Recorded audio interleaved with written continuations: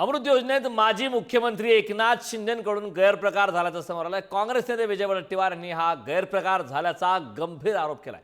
मुख्य सचिवांकडून अमृत योजनेत गैरप्रकार झाल्याबाबत प्रतिज्ञापत्र सादर करण्यात आलं। प्रतिज्ञापत्रामध्ये माजी मुख्यमंत्री एकनाथ शिंदे यांचं नाव वडेट्टीवार यांनी लिहिलंय। यांचं नाव असल्याचं वडेट्टीवार यांनी म्हटलंय।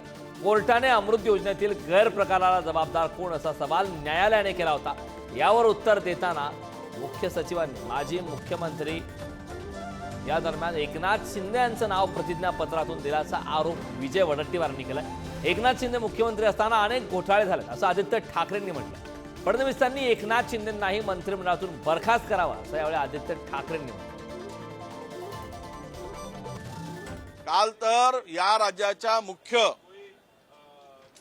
सचिवांनी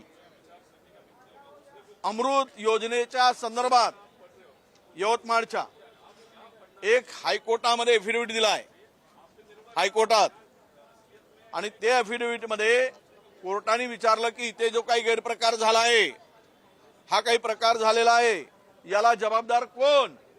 तर त्या सुजाता सौनिक मॅडमनी माजी मुख्यमंत्री एकनाथ शिंदेच्या नावाने एफिडेव्हिट दिलं। हे जर असं चालू असेल तर महाराष्ट्र कुठल्या दिशेनं जात आहेत आणि सत्ताधाऱ्यांची दिशा तोंड किती दिशेनं जात आहेत हे या ठिकाणी दिसेल।